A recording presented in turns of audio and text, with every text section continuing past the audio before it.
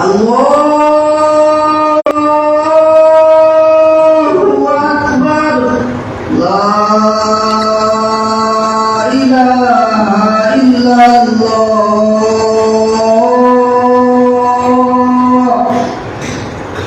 লা ইলাহা ইল্লাল্লাহ।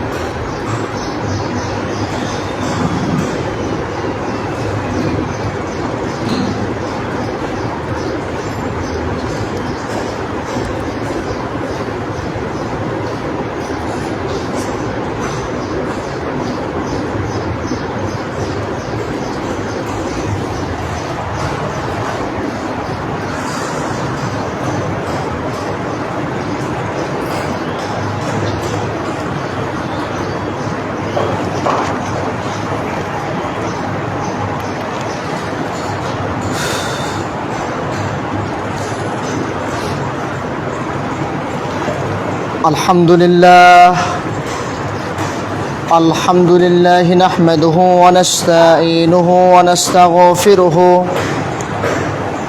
ونؤمن به ونتوكل عليه ونعوذ بالله من شرور أنفسنا ومن سيئات أعمالنا من يهدي الله فلا مضل له ومن يضلله فلا هادي له وأشهد أن محمدا عبده ورسوله فأعوذ بالله من الشيطان الرجيم بسم الله الرحمن الرحيم ولا تلبسوا الحق بالباطل وتكتموا الحق وأنتم تعلمون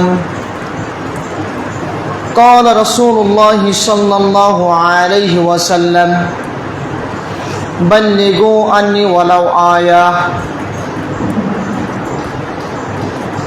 শুকরিয়া সেই আল্লাহর দরবারে যে আল্লাহ সুবহানাহু ওয়া তাআলা দীর্ঘ একটি সপ্তাহ পর আল্লাহ তাআলার পবিত্রতম স্থান মসজিদে আসার তৌফিক দিয়েছেন। আমরা সেই আল্লাহর দরবারে শুকরিয়া আদায় করি, সকলে বলি আলহামদুলিল্লাহ। নবিকুল সম্মিরাট সাইয়্যিদুল মুরসালিন খাতামুন নবিয়্যিন শেষ নবী নামে পরিচিত সেই নবীর দরগাহে লাখ কোটি শুকরিয়া জ্ঞাপন করি, সকলে বলি সাল্লাল্লাহু আলাইহি ওয়াসাল্লাম। সম্মানিত উপস্থিতি,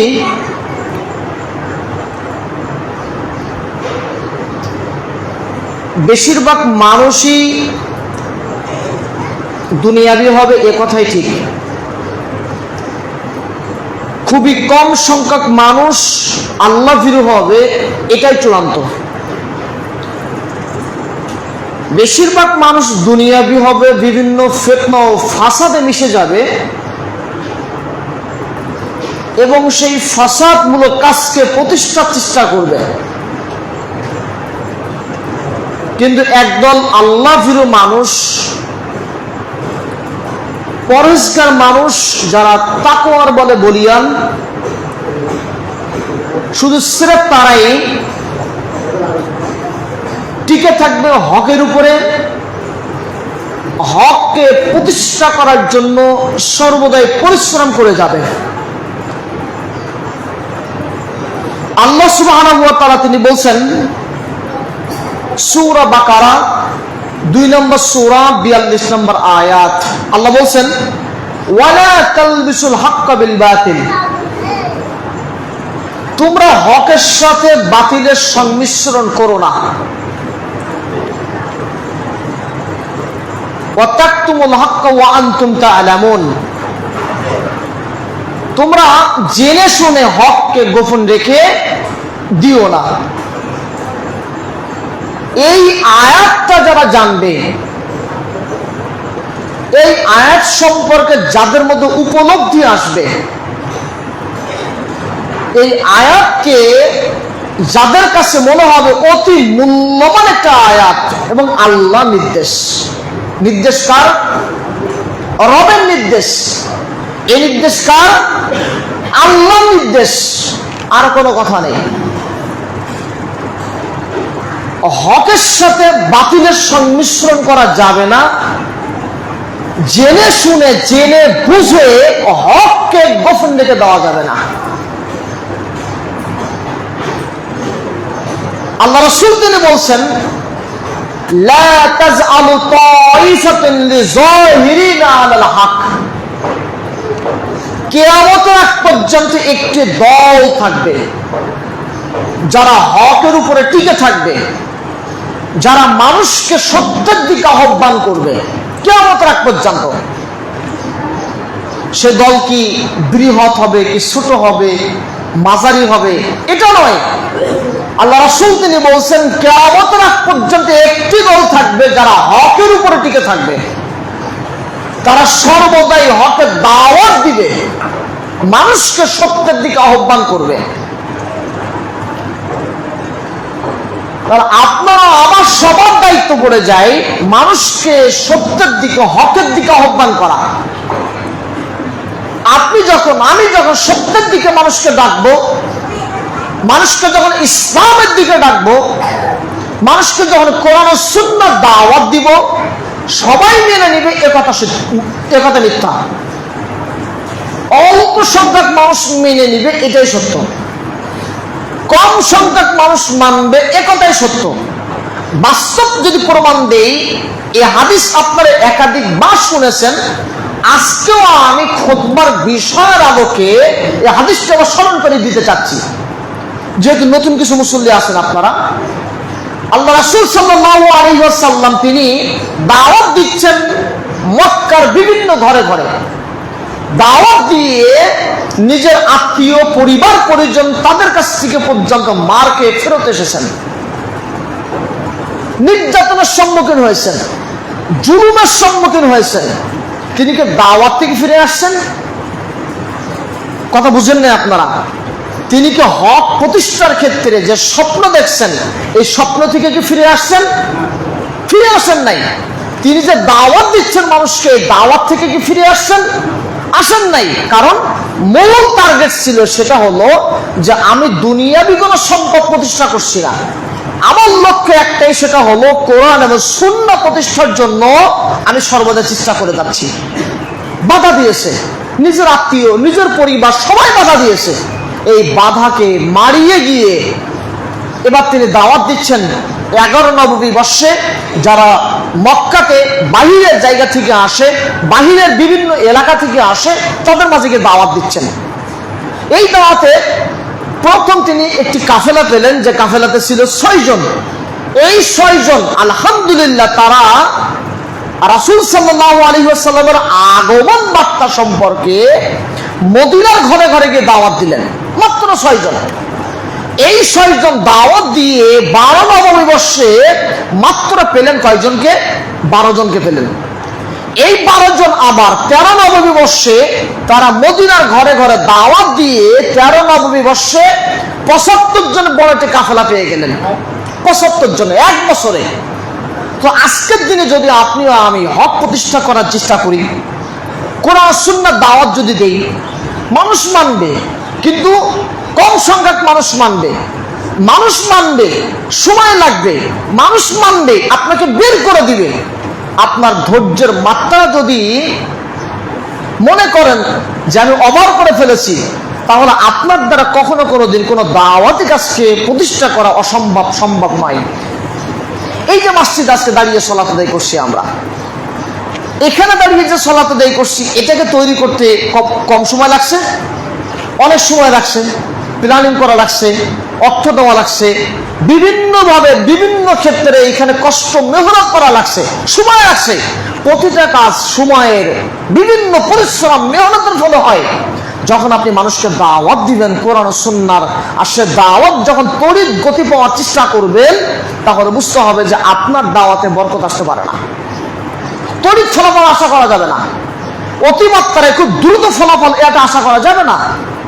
দেখুন আল্লাহ রাসূল তিনি দাওয়াত দিচ্ছেন 11 নববী বর্ষে 365 দিন দাওয়াত দিয়ে মাত্র পেলেন 12 জনকে। তবুও এই দাওয়াত থেকে তিনি ফিরে আসেন নাই। চিন্তিত হন নাই, পেরেশান্বিত হন নাই যে আমি নবী, আমি দাওয়াত দিচ্ছি, আর মানুষ আছে 1 জন 2 জন 3 জন 5 জন, এটা আবার কেমন কথা? আমি রাসূল, আমি আল্লাহর প্রেরিত নবী, আমার দাওয়াতে তো কম মানুষ আসবে কেন? এটা তো মনে করি আমরা, তাই না? হ্যাঁ, আমরা এটা মনে করি যে আমার মাহফিলে কেন 2 জন 5 জন আসবে, আমার মাহফিলে 10 জন কেন, আমার মানুষ কেন লক্ষ মানুষ আসে না? এমনটি কিন্তু আমরা সোশ্যাল মিডিয়াতে দেখবেন বিভিন্ন বক্তা আজকের এই মাহফিলে লক্ষ লক্ষ মানুষের উপস্থিতি দেখা যাবে, লক্ষ মানুষ যারা আসছে ঠিক তার পরের দিন তারা গিয়ে বসে আছে চায়ের আড্ডায় সিগারেট খাচ্ছে। লক্ষ মানুষ উপস্থিতি মূল কাম্য নয়, মূল বিষয় নয়।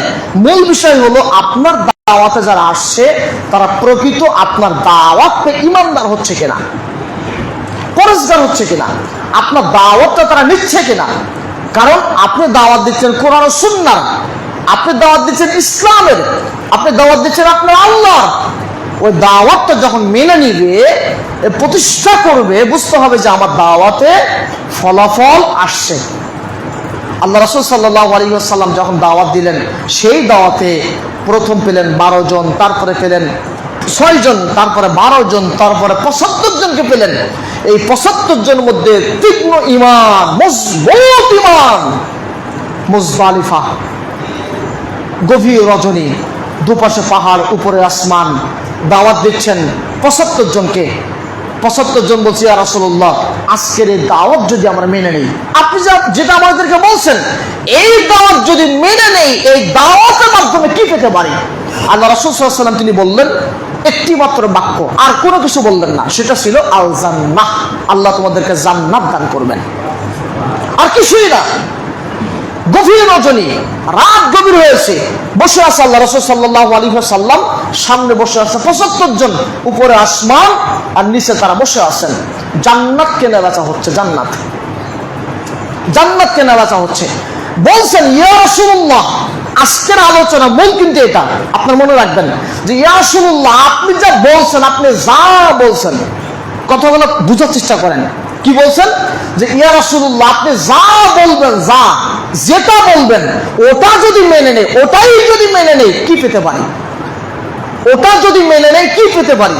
আল্লাহ রাসূল উত্তর দিলেন যে আল জান্নাহ, আল্লাহ তোমাদেরকে জান্নাত ওয়াজিব করে দিলেন। তখন 75 জন বলছে, এক বাক্যে তীক্ষ্ণ স্বরে বলে দিলেন, আল্লাহ রাসূল সাল্লাল্লাহু আলাইহি ওয়াসাল্লাম, আপনি আমাদেরকে বলুন, আমরা মেনে নিলাম, এবং সেটা জান্নাতের বিনিময়ে আজকের দিনে আমরা অঙ্গীকারবদ্ধ হলাম, আপনি যা বলবেন সেটা মেনে নিব আমরা। আলহামদুলিল্লাহ, আল্লাহর পক্ষ থেকে আয়াত নাজিল হচ্ছে, আয়াত নাজিল হচ্ছে। আল্লাহ বলছেন, জিবরিল তুমি যাও, বলে আসো, আজকে দিনে গভীর রজনীতে যারা সির্ফ শুধুমাত্র জান্নাতের বিনিময়ে নিজের জান মাল বিক্রি করে দিয়ে শুধুমাত্র জান্নাতের জন্য নিজেদেরকে প্রস্তুত করেছে, তাদেরকে সুসংবাদ দিয়ে আসো। আল্লাহ বলছেন, ইন্নাল্লাহা আশতারা মিনাল মুমিনিন আনফুসাহুম ওয়া আমওয়ালাহুম বিআন্না লাহুমুল জান্নাহ। আজকের দিনে যারা নিজের জান মাল বিক্রি করে দিয়ে সির্ফ শুধুমাত্র জান্নাতের জন্য নিজেকে তৈরি করেছে, প্রস্তুত করেছে, তাদেরকে জান্নাতের সুসংবাদ দিয়ে দেওয়া হলো। এই আয়াত কখন নাযিল হচ্ছে? কখন? যখন বসে আছেন মুজদালিফাতে গভীর রজনীতে, এবং বসে আছেন যখন প্রস্তুতি নিচ্ছেন, দাওয়াত দিচ্ছেন, ওই দাওয়াত মেনে নিবে অঙ্গীকারবদ্ধ, ঠিক ওই সময়ে নিজেদেরকে প্রস্তুত করে কমপ্লিট ভাবে জানিয়ে দিলেন, ইয়া রাসূলুল্লাহ, আপনি যা বলবেন, যেটা বলবেন, সেটা পরিপূর্ণ মেনে নিব, আমরা নিজেদেরকে প্রস্তুত করে রাখলাম। তাহলে আপনার দাওয়াত কি হবে? এই কথার প্রেক্ষিতে বোঝা যায় যে আপনার আমার সবার দাওয়াত হবে কিতাবুল্লাহ, সুন্নাত রাসূলুল্লাহ। আল্লাহর কিতাবে যা আছে, রাসূলের হাদিসে যা আছে, ওটা যদি মেনে নেই, তাহলে আমাদের জান্নাত নিশ্চিত, এতে কোনো সন্দেহ নেই। কোনো প্রকারে কোনোভাবে সন্দেহ সংশয় থাকতে পারে না। আপনি যখন কোরআন ও সুন্নাহর বাহিরে নিজেদেরকে নিয়ে চলে যাবেন, কোরআন ও সুন্নাহর বাহিরে নিজেদেরকে প্রতিষ্ঠা করার চেষ্টা করবেন, আপনি মনে রাখবেন আপনি অবশ্যই ধ্বংস হবেন, এবং আপনার পদস্খলন নিশ্চিত, এতে কোনো সন্দেহ নেই। আপনি বলবেন যে আমার সমাজের কারণে মানতে হচ্ছে। কিসের কারণে? সমাজের কারণে। আমার পরিবেশ আমাকে বাধ্য করছে, আমাকে পরিস্থিতি বাধ্য করছে, আপনি বলবেন যে সমাজ পরিবেশ পরিস্থিতি অনুকূলে না থাকার কারণে আমি মানতে বাধ্য, এতে কোনো সন্দেহ নেই। হ্যাঁ, মানতে বাধ্য। কিন্তু পরিবেশ যদি আপনাকে কোনোভাবে হৃদায়তের দিকে না যায়, সমাজ যদি আপনাকে হৃদায়তের দিকে না নিয়ে যায়, সমাজের কৃতকর্ম কাজ যদি আপনাকে জাহান্নামের দিকে নিয়ে যায়, জাহান্নামের পথ আপনাকে দেখায়, তাহলে এই নির্দেশনা কখনো কোনোদিন কোনো মুসলিমের জন্য মানাকে জরুরি? কোন মুসলিম কখনো মানতে পারে না। এই তো গতকালকে বাংলাদেশে চালু হয়ে গেল পহেলা মে। আমি একটু দুষ্টু টাইপের ছেলে, কিন্তু একটু দুষ্টু টাইপের, একটু চঞ্চল টাইপের বেশি। পহেলা মেতে যখন শ্রমিক দিবস হচ্ছে, কিছু কিছু অনুষ্ঠান হচ্ছে, আমি ওই অনুষ্ঠানে যাওয়ার পথে আমি একটু দাঁড়িয়ে জিজ্ঞাসা করছি শ্রমিকদেরকে, আচ্ছা আপনারা যে পহেলা মে পালন করছেন, শ্রমিক দিবস, বলেন তো কেন, কি জন্য, কি কারণে পালন করছেন? বলছে ভাই ডাকছে তো তাই আসছে, জানি না আমরা। কেন পালন করছেন আপনারা পহেলা মে, কি কারণে? কেউ কেউ বলছে আবার এই দিন শ্রমিকদেরকে নাকি মেরে ফেলে দেওয়া হয়েছিল, এই জন্য আমরা শ্রমিক দিবস পালন করছি। আসলে মূল সত্য ঘটনা তারা জানে না, এই ব্যাপারে অবগতই না। 14 ফেব্রুয়ারি ভালোবাসা দিবস, এই দিবস কেন পালন করে যুবকেরা? কেন, কিসের জন্য পালন করে? আসলেই কি 14 ফেব্রুয়ারি মূল যে দিবসটা, মূল যে উৎসবটা, এই যে মানুষের মাঝে চালু করে দেওয়া হয়েছে, এই ইতিহাস সম্পর্কে অবগত আছে? আমরা গদ্ধর্বের মতো এই দিবসগুলোকে পালন করছি, কিন্তু মূল যে এর যে উৎপত্তি কোথা থেকে, এর উৎপত্তি ইতিহাস কোথায়, এ সম্পর্কে মুসলিম অবগত না। মুসলিমদেরকে দিল, মুসলিম এটাকে নিজেদেরকে একেবারে নিজের ধর্মের কাজ মনে করে এটাকে পালন করা শুরু করে দিল। তাহলে আসলেই কি আমরা আল্লাহর নির্দেশকে মান্য করছি? আমরা কি আল্লাহর নির্দেশকে মূল্যায়ন করছি? আমরা আল্লাহর দেওয়া বিধানকে মূল্যায়ন করছি?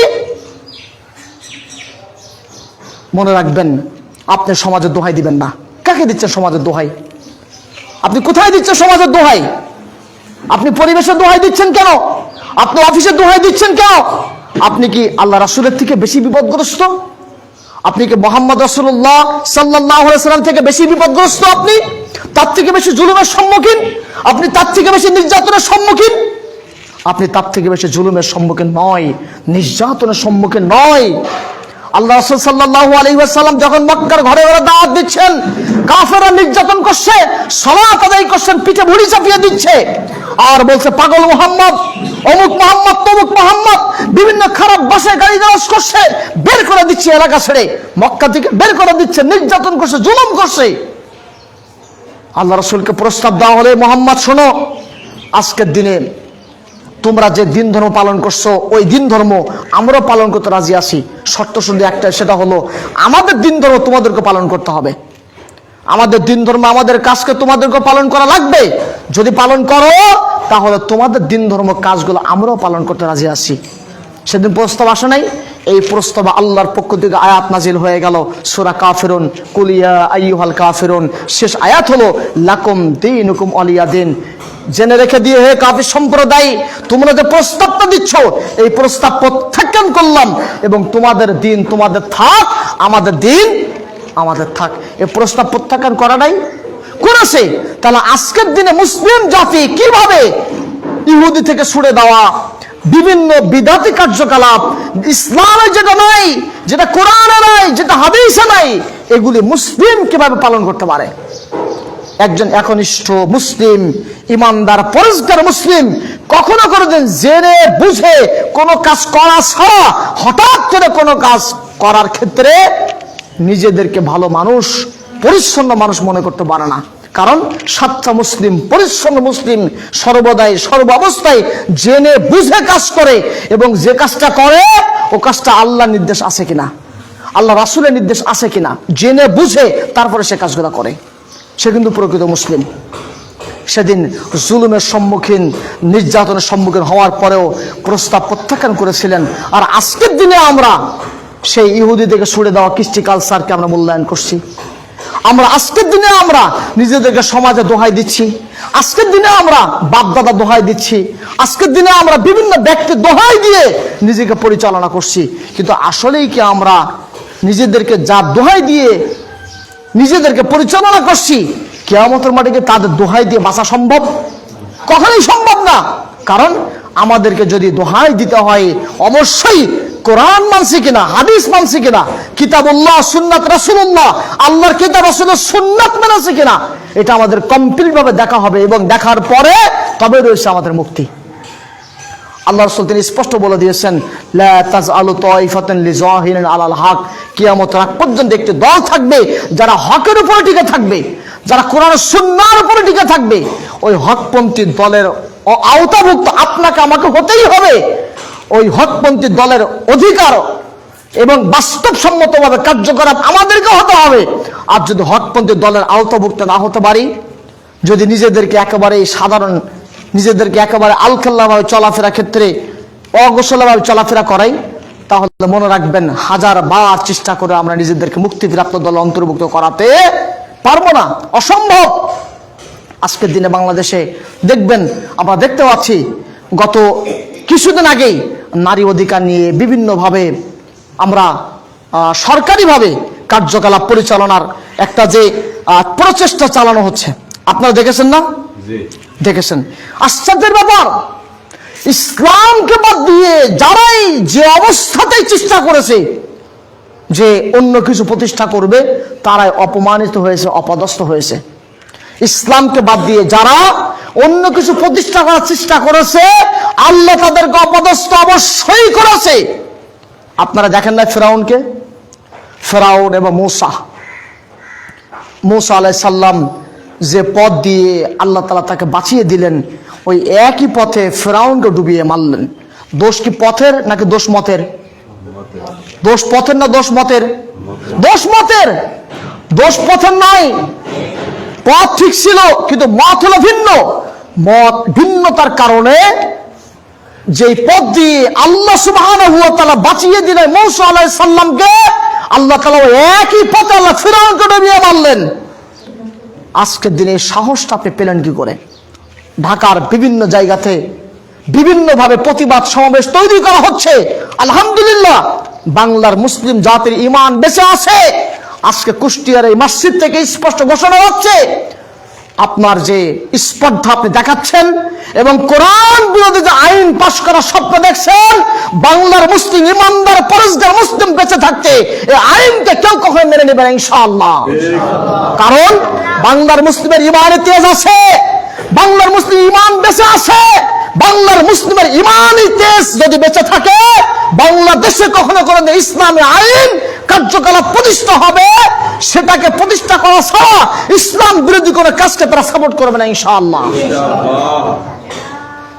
ইসলাম নারীদেরকে যে সম্মানটা দিয়েছে, ইসলাম নারীদেরকে যে মর্যাদাটা দিয়েছে, ইসলাম নারীদেরকে যে জায়গাতে রেখে দিয়েছে স্বর্ণ মুকুটের মতন, দ্বিতীয় কোনো ধর্ম, দ্বিতীয় কেউ কখনো কোনো প্রকারে নারীকে তো সম্মান দিতে পারে নাই। ইসলাম দিয়েছে যেটা, ইসলাম নারীদেরকে সর্বোচ্চ শিখরে মর্যাদা দিয়েছে। আলহামদুলিল্লাহ, সেই ইসলামী সম্মান মূল্যবোধকে আপনি একেবারে লুণ্ঠিত করে ব্যক্তিকেন্দ্রিক আপনি নারীদেরকে অতি মূল্যায়ন করার চেষ্টা করবেন, আপনার অবশ্যই শিক্ষা নিতে হবে ফেরাউন থেকে, আপনাকে অবশ্যই শিক্ষা নিতে হবে নমরুদ থেকে, আপনাকে শিক্ষা নিতে হবে ইসলাম বিরোধী কৃতকর্ম যারা করেছেন, যেভাবে অপদস্থ হয়েছেন, তাদের থেকে আপনাকে শিক্ষা নিতে হবে। কি বলা হচ্ছে? নারীদের সম অধিকার চাই। কিসের সম অধিকার? আপনি বোঝেন সম অধিকারের ব্যাখ্যা? সম অধিকার, তাহলে যদি সম অধিকার আমিও প্রস্তাব দেই, আমার তো প্রস্তাব থাকতে পারে, প্রস্তাব থাকতে পারে না? অবশ্যই থাকতে পারে। ইসলামকে যখন আপনি লুণ্ঠিত করে আপনি ব্যক্তিকেন্দ্রিক কোনো মতবাদ চালু করবেন, ব্যক্তিকেন্দ্রিক কোনো কার্যকলাপ চালু করবেন, এটাকে মুসলিম হিসাবে আমার হৃদয় রক্তকরণ হবে না? আমি আপনাকে দাবি করি, আমি আপনাকে বলতে চাই যে মহিলাদেরকে বিবাহ করতে যায় কারা? ছেলেরা। ছেলেরা বিবাহ করতে যায়, ছেলে দেনমোহর দেয়, ছেলে মোহরানা দিয়ে মেয়েকে বিবাহ করে নিয়ে আসে। যদি সম অধিকার চান তাহলে মেয়েদেরকে ছেলে বাড়িতে এসে বিবাহ করে যেতে হবে এবং ছেলেদেরকে মেয়ের বাড়িতে রাখতে হবে। মোহরানা মেয়েদেরকে দিতে হবে ছেলেদেরকে। এ প্রস্তাব আসে না? অবশ্যই আসে। এই দাবিটা আসে না যে এত যদি সম অধিকার চান তাহলে আপনারা এটা করেন, আমাদের দাবিটা মেনে নেন, আমাদের প্রস্তাবটা মেনে নেন। যে মেয়ের বাড়িতে আমরা যাই বিবাহ করার জন্য, আমরা দেনমোহর দিয়ে আমরা সুসম্মানে নিয়ে আসি, আজকে মহিলাদেরকে এই কাজটা করতে হবে। মহিলাদেরকে ছেলের বাড়িতে ছেলেকে বিবাহ করে তার বাড়িতে রাখতে হবে। কখনো পারবে? কখনোই পারবে না। কারণ ইসলাম যে সম্মানটা দিয়েছে, ইসলাম যে মর্যাদাটা দিয়েছে, ইসলাম যে মূল্যবোধটা দিয়েছে, পৃথিবীতে দ্বিতীয় আর কেউ কোনো প্রকারে এত মূল্যবোধ দিতে পারবে না, ইসলামের উপর দিতে পারবে না। আপনি বলছেন সম্পদের ক্ষেত্রে ভাগ বটরা, এই দাবিগুলো আসছে। সম্পদের ক্ষেত্রে ভাগ বটরা কি? যে ইসলাম দিয়েছে 3 ভাগের 1 ভাগ পাবে মহিলারা, 2 ভাগ পাবে কারা? ছেলে পাবে। আর আজকে বর্তমানে গত কিছুদিন আগেই যে আইন পাশ করার একটা স্বপ্ন দেখা হচ্ছে, সেটা হলো যে অর্ধেক অর্ধেক পাবে, মহিলা পাবে অর্ধেক, পুরুষ পাবে অর্ধেক। এটা ইসলাম বিরোধী আইন নয়? এটা ইসলাম বিরোধী আইন নয়? অবশ্যই ইসলাম বিরোধী আইন। বলা হচ্ছে কি যে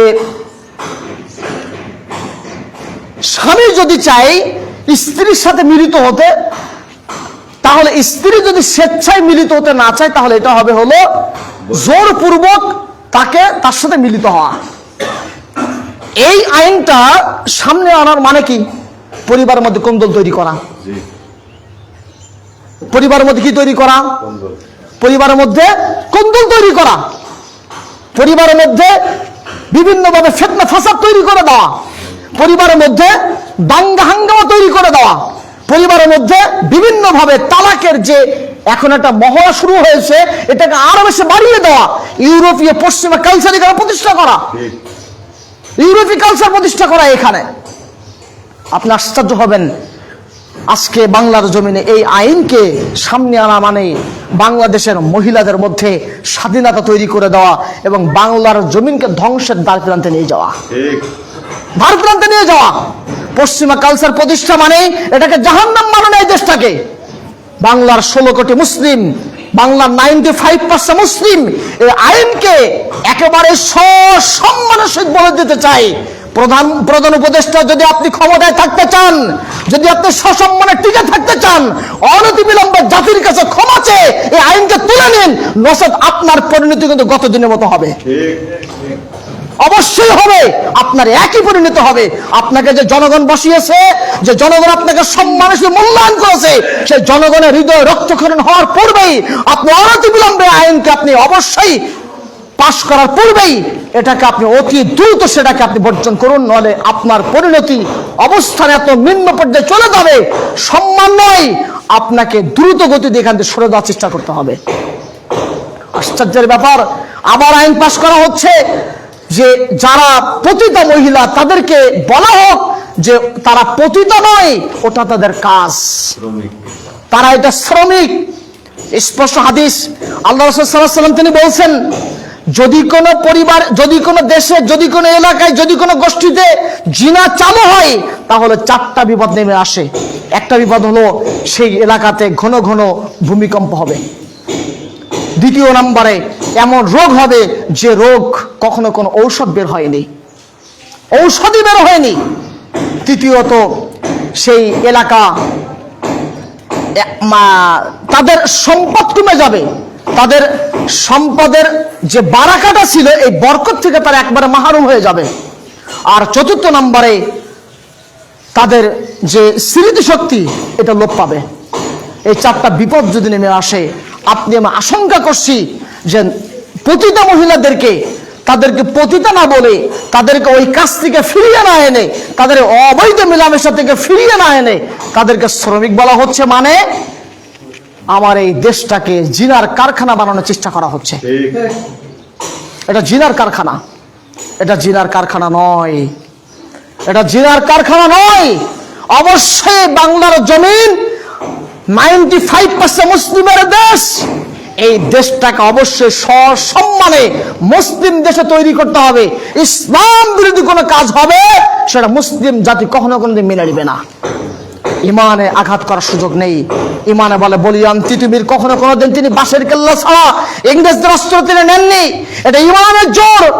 এই ইমানের জোর তিতুমিরের মতন হাজারো সৈনিক কিন্তু বাংলার জমিনে বেঁচে আছে। বাংলার জমিনে হাজারো সৈনিক তারা বেঁচে আছে, তারা এখনো পর্যন্ত ইমানের সে টিকে আছে। ইমান বিরোধী কোনো কাজ হলে তারা সেটাকে সসম্মানে প্রতিহত করবে। আপনি কি মনে করছেন হাজারে আইন পাশ করার চেষ্টা করবেন আর ইসলাম পৌঁছে যাবে না? আপনি আইন পাশ করবেন ক্ষমতার বলে, আর আমরা ইমানে বলে এলাকাতে এলাকাতে গিয়ে বিভিন্ন জায়গাতে গিয়ে মানুষকে ইসলামী বানিয়ে ফেলবে ইনশাআল্লাহ। যত ইসলাম বিরোধী কাজ করবেন আমাদের ইমান তত বাড়বে, আমাদের দাওয়াতের গতি তত আরো বেশি বেড়ে যাবে। প্রমাণ নেই? হাদিস আছে, সহিহ বুখারী খুলুন 3 নম্বর হাদিস। আল্লাহ রাসূল তিনি বলছেন, স্পষ্ট হাদিস, আল্লাহ রাসূল সাল্লাল্লাহু আলাইহি ওয়াসাল্লামের বিরুদ্ধে নালিশ করতে গিয়েছেন আবু সুফিয়ান গিয়ে রোম সম্রাট, রোম পাদ্রীর কাছে গিয়ে বলছেন, হে রোম সম্রাট শোনো, মুহাম্মদ নামের একটা ব্যক্তি বেরিয়েছে, যে মুহাম্মাদের কাজ হলো মানুষকে আহ্বান করা, বলা রব হলো আল্লাহ, মানুষকে আহ্বান করা, বলা যে আসো আমাদের সংবিধান হলো কোরআন, মানুষকে আহ্বান করে আর বলে যে আমি হলাম তোমাদের নবী। এই আহ্বান গুলা করছে। হে রোম সম্রাট পাদ্রী, তুমি শোনো, তুমি একটু তাকে প্রতিহত করো, তুমি তাকে একটু ব্যবস্থা নাও। তখন রোম সম্রাট স্পষ্ট বাক্যে বলে দিয়েছিলেন, হে আবু সুফিয়ান শোনো, ইনকার হাক্কান মাতাকুন, তুমি জেনে রেখে দিও, আজকে তুমি যার বিরুদ্ধে বলছো, যার সম্পর্কে বলছো, আমি মনে করছি ওই মুহাম্মদ শুধু মক্কা মদিনাতে নয়, ওই মুহাম্মদের দিন ধর্ম গোটা বিশ্বের অলিতে গলিতে পৌঁছে যাবে। আজকে সেই রোম সম্রাটের বক্তব্য আমরা মনে করছি অতি দ্রুত বাংলার জমিনে শুধু নয়, বিশ্বের অলিতে গলিতে বিভিন্ন জায়গাতে ইসলাম পৌঁছে যাবে। তোমরা বাতিলকে যত প্রতিষ্ঠা করার চেষ্টা করবে, আমরা তাওহীদপন্থী ইসলামপন্থী তত আরো বেশি সেই এলাকাতে পৌঁছে গিয়ে ইসলাম দিন ছড়িয়ে দেবে ইনশাআল্লাহ। রোম সম্রাট খ্রিস্টানদের পোপ যিনি গত কিছুদিন মারা গেলেন, আপনারা জানেন নিশ্চয়ই যে পোপ বিভিন্ন সময় পরিবর্তন হয়, মারা গেলেই পোপের পরিবর্তন হয়।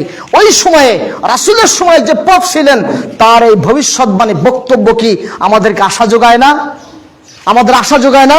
সেই পোপ তিনি বলছেন যে আজকে যদি আবু সুফিয়ান, আজকে যদি আমি মুহাম্মাদের কাছে থাকতাম, আমি মুহাম্মাদের পা ধুয়ে সাফ করে দিতাম। সুবহানাল্লাহ বলবেন না? রোম সম্রাট পাদ্রী বুঝেছিল যে মুহাম্মাদের কি গুরুত্ব, তারা এটা অবগত ছিল যে মুহাম্মাদের গুরুত্ব আছে, শেষ নবী তিনি আসবেন, তিনি ভবিষ্যৎবাণী সম্পর্কে তিনি অবগত ছিলেন। কে তিনি, তার মর্যাদা কত, কেমন ব্যক্তি তিনি কেমন হবেন, সেই মুহাম্মদ নামের ব্যক্তি সম্পর্কে তিনি অবগত ছিলেন। এই জন্য তিনি বলছেন আজকে যদি আমি মুহাম্মাদের কাছে থাকতাম, তার পা ধুয়ে সাফ করে সসম্মানে তাকে রেখে দিতাম। আজকে সে মুহাম্মাদের গুরুত্ব সে যদি বুঝে থাকে, আজকে স্পষ্ট বাক্যে বলতে চাই, সে রাসূলের দিন ধর্মকে যারা লণ্ঠিত করবে তাদেরকে অবশ্যই আমরা আল্লাহর কাছে দোয়া করব, আল্লাহ তুমি রহমান রহিম, তোমার দয়া তো অনেক বেশি আছে, তুমি তাদেরকে অবশ্যই তুমিও তাদেরকে প্রতিহত করো। আমরা দোয়া করব না? হয় হিদায়াত, আর না হয় ধ্বংস, হয় হিদায়াত না হয় ধ্বংস। আগে অবশ্যই হিদায়াত কামনা করবো, আমরা কাউকে ধ্বংস কামনা করি না। হয় হিদায়াত হতে হবে, না হয় ধ্বংস হতে হবে, অবশ্যই দুটার একটা হবেই হবে ইনশাআল্লাহ। আল্লাহ তাআলা হয় হিদায়াত দান করবেন, যার কপালে হিদায়াত আছে, যদি হিদায়াত না থাকে আল্লাহ তাআলা তাকে ধ্বংস করবেই করবে, এতে কোনো সন্দেহ নেই। কোরআনবিহীন ইসলাম, কোরআনবিহীন কোন ব্যক্তি যখন জীবন পরিচালনা করবে, তার মনে রাখা উচিত ব্যক্তি কেন্দ্রিক কোনো কিছু মানার সুযোগ নেই, ব্যক্তির লিখিত কোনো সংবিধান মানার সুযোগ নেই। মনে রাখা উচিত আল্লাহর পক্ষ থেকে ওহী গ্রন্থ যদি না টিকে, তাওরাত যদি না টিকে, জাবুর যদি না টিকে, ইনজিল যদি না টিকে, সেদিন ব্যক্তি লিখিত কোনো কিতাব কখনো সমাজের বুকে টিকতে পারে না কোরআন ছাড়া। বসে আছেন আল্লাহ রাসূল সাল্লাল্লাহু আলাইহি ওয়াসাল্লাম, বসে আছেন ওমর ফারুক, উসমান, আলী, সকলে বসে আছেন। একত্রে বসে থেকে ওমর ফারুক রাদিয়াল্লাহু তাআলা আনহু তিনি তাওরাত নিয়ে এসে বন্দনা দিচ্ছেন, তাওরাত নিয়ে বিভিন্ন ভালো প্রশংসা করছেন। রাসূল সাল্লাল্লাহু আলাইহি ওয়াসাল্লাম তিনি রাগান্বিত হয়ে গেছেন আর বলছেন, হে ওমর তুমি তাওরাত নিয়ে বন্দনা করছো? আবু বকর রাদিয়াল্লাহু তাআলা আনহু তিনি বলছেন, হে ওমর তুমি তাওরাত নিয়ে বন্দনা করছো মানে? যেখানে কোরআন নাজিল হচ্ছে সেখানে কোরআনের জায়গায় তুমি তাওরাত নিয়ে বন্দনা দাও কি করে? ওমর ফারুক তখন তাওরাত ছুঁড়ে ফেলে দিয়ে তিনি বলছেন, রাজিতু বিল্লাহি রাব্বাও ওয়া বিল ইসলামি দীনাও ওয়া বি মুহাম্মাদিন নবী সাল্লাল্লাহু আলাইহি ওয়াসাল্লাম, আমি আল্লাহকে পেয়েছি রব হিসাবে, ইসলামকে পেয়েছি দিন হিসাবে, এবং আল্লাহ রাসূলকে নবী হিসাবে পেয়ে আমার অন্তর সিক্ত হয়ে গেছে। এই হাদিস আপনাদের সামনে পেশ করা মানে এটাই যে বাংলার জমিনে যদি টিকে থাকতে হয়, ইসলাম যদি প্রতিষ্ঠা করতে হয়, কোরআনের বাইরে কোনো কথাকে একজন মুসলিম কখনো সাপোর্ট করতে পারে না। কোরআন হবে একজন ব্যক্তির সংবিধান, কোরআন হবে একজন পরিবারের সংবিধান, কোরআন হবে সমাজের সংবিধান, কোরআন হবে রাষ্ট্রীয় সংবিধান। তবে বাংলার জমিনে খিলাফত প্রতিষ্ঠা হবে ইনশাআল্লাহ। ইসলাম যদি পরিপূর্ণ পালন করতে হয়, ইসলাম যদি এই দেশে পরিচালনা করতে হয়, প্রতিষ্ঠা করতে হয়, তাহলে ইসলাম প্রতি দলগুলোকে কোরআন ছাড়ার যত সংবিধান আছে, লিখিত গ্রন্থ আছে, সবগুলিকে লণ্ঠিত করে কোরআনের কাছে মাথা নত করতে হবে। আপনি কোরআন বাদ দিয়ে অন্য কোনো ব্যক্তি লিখিত কোনো কাজকে ইসলাম মনে করবেন, সংবিধান মনে করবেন, সমাজের অন্য কিছু সংস্কার মনে করবেন। আপনি মনে রাখবেন, কোরআনকে বাদ দিয়ে যারাই অন্য কিছু মনে করেছে তারাই সমাজের বুকে অপমানিত হয়েছে, তারাই লাঞ্ছিত হয়েছে। অতএব লাঞ্ছিত হওয়ার পূর্বেই হাদিস তো স্পষ্ট, ওমর ফারুক স্পষ্ট করে বলে দিলেন, আপনারা দোয়াটা মুখস্থ করে নেবেন, রাজিতু বিল্লাহি রাব্বাও ওয়া বিল ইসলামি দীনাও ওয়া বি মুহাম্মাদিন নবী সাল্লাল্লাহু আলাইহি ওয়াসাল্লাম। ইসলামকে পেয়েছে দিন হিসাবে। এই দোয়াটা আমি যখনই পড়ি আমার হৃদয়ের মধ্যে সাহস চলে আসে, ঈমানে তেজ বেড়ে যায়, আমার জোশ বেড়ে যায়। আল্লাহ রাসূল তো স্পষ্টভাবে বলছেন যে রাজিতু বিল্লাহি রাব্বাও ওয়া বিল ইসলামি দীনাও, এই হাদিস পেশ করার মাধ্যমে যে ঈমানের তেজটা চলে আসে। আমি আল্লাহকে স্বীকৃতি দিতেছি রব হিসাবে, ইসলামকে স্বীকৃতি দিতেছি দিন হিসাবে, আর রাসূলকে নবী হিসাবে স্বীকৃতি দেওয়ার মাধ্যমে আমার দিন কমপ্লিট হয়ে গেছে, আমি নিজেকে কমপ্লিট করে নিতে পারছি। অতএব আপনাকে আমাকে সবাইকেই মাথা নত করতে হবে এক দিনের কাছে, এক ইসলামের কাছে, এক কিতাবের কাছে। অন্যথায় অন্য সব কিছুতে আপনি যদি নিজেকে অন্য কিছুতে প্রতিষ্ঠা করার চেষ্টা করেন, নিজেকে কমপ্লিট মানুষে আপনি রূপান্তরিত করতে পারবেন না। স্পষ্ট একেবারে কমপ্লিট।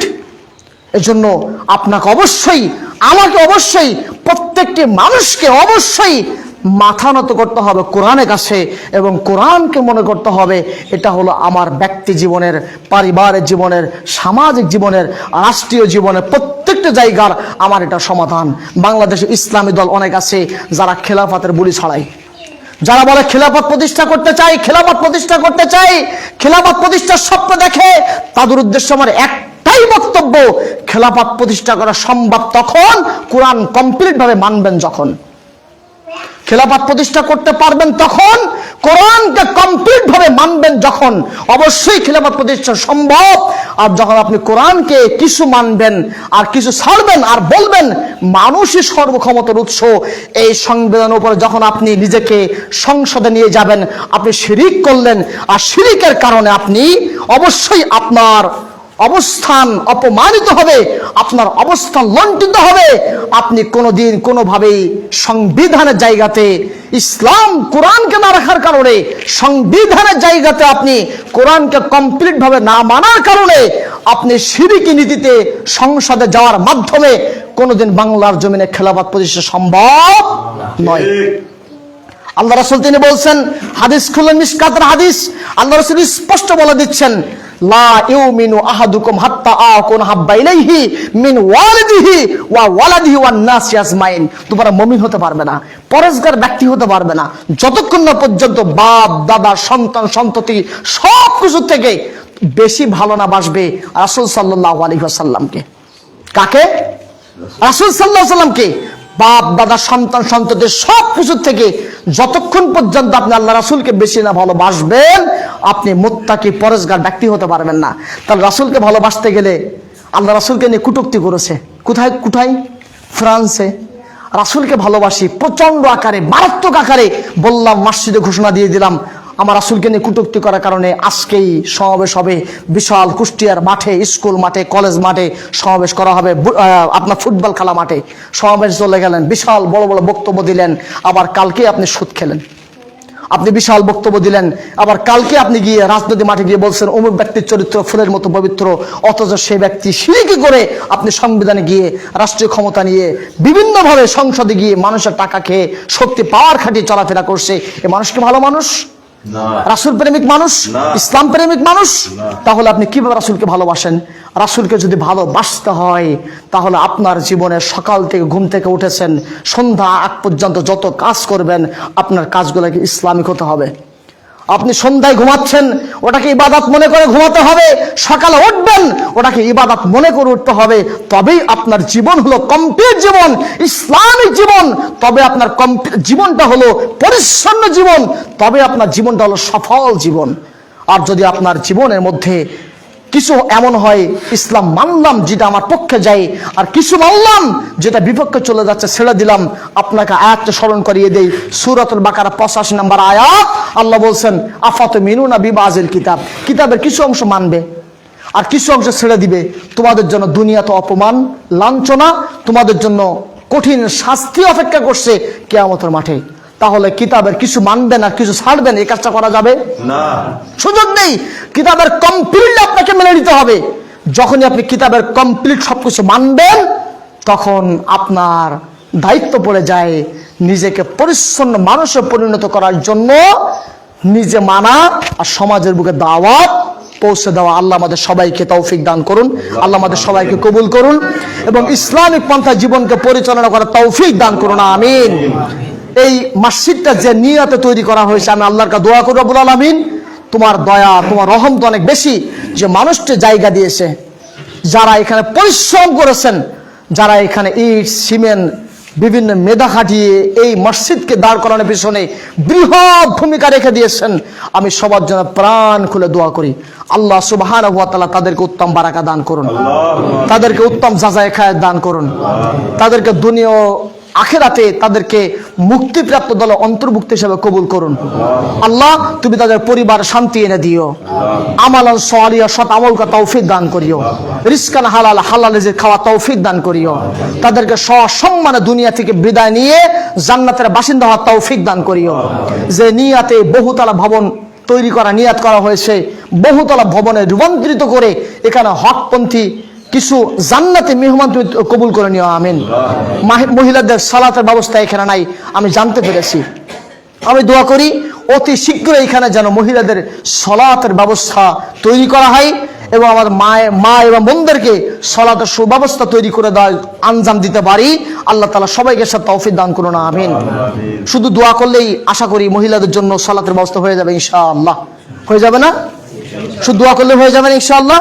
আমরা দোয়াই করবো ইনশাআল্লাহ, দেখবেন বহুতলা ভবন হয়ে যাবে। আল্লাহ রাসূল যুদ্ধে যেতে যাচ্ছেন, যুদ্ধে যাওয়ার জন্য সাহাবাদেরকে বলছেন তোমরা কে আসো কোথায় আসো দোয়া করতে থাকো। শুধু এ কথা বলেছিলেন নাকি? এ কথা বলেন না, কি বলেছেন? যুদ্ধে যেতে হবে। কে আসো সম্পদ দাও, সম্পদ দাও। কে আসো টাকা দাও, কে আসো জিনিস দাও, কে আসো কে কি দিতে পারবে সেটা তোমরা দাও। সুবহানাল্লাহি ওয়া বিহামদিহি। ওমর ফারুক দিয়েছেন, ওসমান দিয়েছেন, আলী দিয়েছেন, আবু বকর রাদিয়াল্লাহু তাআলা তিনি বলছেন ইয়া রাসূলুল্লাহ আমি আল্লাহকে আপনাকে বাড়ি থেকে সব দান করে দিয়েছি। আল্লাহ রাসূল তিনি বলছেন আজকের দিনে তোমরা যে যা দান করেছো, যে যা দান করেছো, ও আবু বকরের দান হলো আল্লাহর কাছে সব থেকে বেশি গুরুত্বপূর্ণ। আবু বকর সেদিন কি দিয়েছিল রাদিয়াল্লাহু তাআলা আনহু? তিনি দিয়েছিলেন ছোট্ট পুটলির মধ্যে করে একটি হাড়ি ছিল, কড়াই ছিল, প্লেট ছিল, গিলাস ছিল, কিছু পুটলিতে করে এসে বিশাল খাদ্যের গুদাম সম্পদের পাহাড় পিছন দিক দিয়ে রেখে দিয়েছেন। লজ্জায় লুকিয়ে আসেন যে আমি আবু বকর এতটুকু দিচ্ছি, দিয়ে তিনি সামনে চলে আসলেন। আল্লাহ রাসূল দেখতে পেয়েছেন, জিজ্ঞাসা করলেন কি দিলে তুমি? জবাব ছিল আমি আপনাকেও আল্লাহকে আমার বাড়িতে রেখে সব দিয়ে দিলাম। আজকের দিনে এই কথা বলার মতো সাহস আমি নাজমুর সাহেব আমার নাই। আপনার কথা তো বহুদূরের কথা, আমি নিজে বলছি আমারই নাই এই বড় সাহস, এই ইমানি তেজ নাই। আল্লাহ সুবহানাহু ওয়া তাআলা এই ইমানি তেজ আবু বকরের মতন ইমানি মানসিকতা আমাদের মধ্যে আবারও নিয়ে আসুক, সকলে বলুন আমিন। দানে বারাকা আছে, বেশি বেশি দান করবেন। দান কিয়ামতের মাঠে কথা বলবে। যত বেশি দান করবেন, যত বেশি আল্লাহর রাস্তা দিবেন, তত বেশি আপনি নিজের জন্য সম্পদ তৈরি করছেন। আর যত বেশি আপনি ব্যাংক ব্যালেন্স করছেন, রেখে দিচ্ছেন, এই সম্পদ আপনি মারা গেলেই ভাগিদার হবে আপনার বউ, ভাগিদার হবে আপনার সন্তান, ভাগিদার হবে আপনার স্ত্রী। আজকে যে মসজিদে দাঁড়িয়ে সালাত আদায় করছি, এই মসজিদের অক্ষকৃত মসজিদ। এই মসজিদ যিনি অক্ষ করেছেন তিনি হলো মালিক। এই মসজিদ যিনি অক্ষ করেছেন তিনি মালিক। আর এই মালিকের যে সম্পদগুলো আছে অন্য জায়গাতে, তার নিজের সম্পদ, তার নিজের সম্পদ, তিনি মারা গেলে এই সম্পদ ওয়ারিশ তৈরি হবে। কিন্তু অক্ষকৃত সম্পদের মালিক হলো একমাত্র সেই যে ব্যক্তিটা দিয়েছে। অতএব আল্লাহ রাস্তা আপনি যত দিবেন, কিয়ামতের মাঠে এই সম্পদ আপনার জন্য সুপারিশ করবে, কথা বলবে। এই জন্য টাকা নাই, সম্পদ নাই, আল্লাহ রাসূল দাওয়াত দিচ্ছেন তোমাদের কাছে কিচ্ছু নাই, কষ্টে থাকো আর সচ্ছলতা থাকো, যে অবস্থায় থাকো তোমার আল্লাহর কাছে দান করো। এই হাদিসটি নিয়ে আশ্চর্য হলাম, কি ব্যাপার আল্লাহ রাসূল এই কথা বললেন কেন? যে কষ্টে থাকলে দান করবে, তুমি যদি সচ্ছলতা থাকে তাও তুমি দান করবে, এটা কেমনে সম্ভব? আশ্চর্য হয়েছি যখন ব্যাখ্যা করে পড়তে গিয়েছি। আপনি কষ্টে আছেন মানে কি? একেবারেই কিছু নাই, আপনার কিছুই নাই, তবু আপনি দেন, আপনার সম্পদের পাহাড় তৈরি হয়ে যাবে। কিচ্ছু নাই আপনার, আপনি তবুও দেন, আপনি তবুও দেন, আপনার সম্পদই নাই, আপনি মানুষের দ্বারা দ্বারা যান, আপনি বলেন শোনো না একটা সুবহানাল্লাহ বলো না, এটা হলো দান, এটাও দান, এটাও সাদাকা। বলেন আপনি সুবহানাল্লাহ বলো, আসমান থেকে জমিন পর্যন্ত নেকিতে পরিপূর্ণ হয়ে যাবে। ইলমি খেদমত করেন, দেখবেন আপনার কিচ্ছু নাই, আপনি মিসকিন, আপনি ফকির, আপনি দান করতে চাচ্ছেন, আপনি মানুষকে এভাবেই কি খেদমত করেন, দেখবেন আল্লাহ আপনার সম্পদ বাড়িয়ে দিবে। আল্লাহ আমাদের সবাইকে বুঝার, মানার এবং কোরআন সুন্নাহ অনুযায়ী পথ চলা তৌফিক দান করুন, আমিন। ইবাদাল্লাহ রাহমাকুমুল্লাহ, ইন্নাল্লাহা ইয়ামুরু বিল ইহসান। আলহামদুলিল্লাহ আলহামদুলিল্লাহ নাহমাদুহু ওয়া নাস্তাঈনুহু ওয়া নাস্তাগফিরুহু ওয়া নু'মিনু বিহি ওয়া নাতাওয়াক্কালু আলাইহি ওয়া নাউযু বিল্লাহি মিন শুরুরি আনফুসিনা ওয়া মিন সাইয়্যাতি আমালিনা মান ইয়াহদিয়াল্লাহু ফালা মুদিল্লা লাহু ওয়া মান ইউদ্লিলহু ফালা হাদিয়া লাহু ওয়া আশহাদু আন্না মুহাম্মাদান আবদুহু ওয়া রাসূলুহু। সকল আমার সাথে দরুদ পাঠ করুন, আল্লাহুম্মা সাল্লি আলা মুহাম্মাদ ওয়া আলা আলি মুহাম্মাদ কামা সাল্লাইতা আলা ইব্রাহিম ওয়া আলা আলি ইব্রাহিম ইন্নাকা হামিদুম মাজিদ। আল্লাহুম্মা বারিক আলা মুহাম্মাদ ওয়া আলা আলি মুহাম্মাদ কামা বারাকতা আলা ইব্রাহিম ওয়া আলা আলি ইব্রাহিম ইন্নাকা হামিদুম মাজিদ। ছোট্ট নসিহা, যখন যেদিন যে সময় জুম্মা সালাত আদায় করবেন, কিসের সালাত? জুম্মা। মনে করবেন ইয়াউমুল জুমা, আমরা কিন্তু শুক্রবার বলি, তাই না? কি বলি? শুক্রবার। এটা বলা যাবে না, এটা হিন্দুয়ানি শব্দ, এটা হিন্দুয়ানি শব্দ। শুক্র শব্দটা হলো হিন্দু থেকে এসেছে। আমরা বলবো কি? ইয়াউমুল জুমা, ইনশাআল্লাহ জুম্মার দিন। তো আমরা জুম্মার সালাত যখন আদায় করব, মনে করব আমার জীবনে এটা শেষ সালাত, আমার জীবনে এটা শেষ সালাত। আমার থেকে যে সময়টা চলে যাচ্ছে, মনে করতে হবে এই সময়টা ছিল আমার আল্লাহর পক্ষ থেকে নিয়ামত। আগামী দিন আমি সময় পাবো, আমার জন্য সময় বারাকা দেওয়া হবে, নিয়ামত রেখে দেওয়া হয়েছে। এই চিন্তাটা করে আজকে না কালকে, কাল না পরশু, এখন না তখন কাজগুলি করব, এই নিয়াত করা যাবে না। এখনই করতে হবে আমাকে, আল্লাহকে সন্তুষ্ট করার জন্য, আল্লাহর নির্দেশ মানার জন্য, ভালো কাজগুলি করার জন্য, দাওয়াতি কাজ করার জন্য, পরিবারকে সময় দেওয়ার ক্ষেত্রে, সব ক্ষেত্রে আমাকে মনে করতে হবে যে এখনই আমি কাজগুলো করব। কথা বুঝতে পারছেন কিনা? এখনই করব। যখনই এই যে জুম্মার সালাত আদায় করছি, আগামী জুম্মার সালাতে আমি আদায় করতে পারবো কিনা সন্দেহ। আজকের দিনে যারা দেরি করেছেন, যদি এই দেশটা ইসলামিক দেশ হতো তাহলে ওই মুসল্লিদেরকে জরিমানা করা হতো। ওই মুসল্লিদেরকে আমি বলতাম যে আপনারা এই সিস্টেম চালু করে দিন, জরিমানা সিস্টেম চালু করে দিন। কিন্তু দেশটা তো ইসলামিক নয়, হ্যাঁ, দেশটা হলো একটু অন্যভাবে চলছে। ওদিকে না যাই, তো সব কথার মূল কথা হলো যে আমরা জুম্মার দিনে যারা দেরি করে এসেছি, দ্বিতীয় দিন যেন কোনো জুম্মাতে আর আমার অবস্থান, জুম্মাকে মূল্যায়নের ক্ষেত্রে এই মানসিকতা হৃদয় লালন না করি। পারবো না ইনশাআল্লাহ? কষ্ট দিলে আমি কথাটা বলে, তাই না? যদি কষ্ট পান, চাইলে ক্ষমা করতে পারেন, না চাইলে আপনারা আমাকে বেশি বেশি অভিশাপ দিতে পারেন, অসুবিধা নেই, দিতে পারেন, উন্মুক্ত। কারণ এ ব্যাপারে আমার কোনো অসুবিধা নেই। ইসলামের কথা বলবো আর আপনি কষ্ট পাবেন, এটাকে আমি কিচ্ছু মনে করি না। আপনি গালি দিবেন, আমি কিচ্ছু মনে করি না। কিন্তু আপনি ইসলাম বিরোধী কাজ করুন, ওটা আমাকে বলতেই হবে। আমার এটা বলাটা জরুরি, আমি বলবো, 1000 বার বলবো। আমাকে মেরে ফেলেন, আপনি তখন আমাকে জবানটা বন্ধ করতে পারবেন। আর যতক্ষণ না পর্যন্ত আপনি আমাকে মারতে না পারবেন, আমি বেঁচে থাকবো, আমাকে বলতেই হবে, এটা বলা লাগবেই। অতএব আপনি জুম্মাতে আসবেন, আপনাকে বাধ্য সময়কে মূল্যায়ন করে খতিব সাহেব খুতবার পূর্বেই আপনি মসজিদে আসতে বাধ্য। কারণ এই আশাটা হলো নিজের ব্যক্তি সম্পদ নয়, এই আশাটা হলো জাতীয় সম্পদ।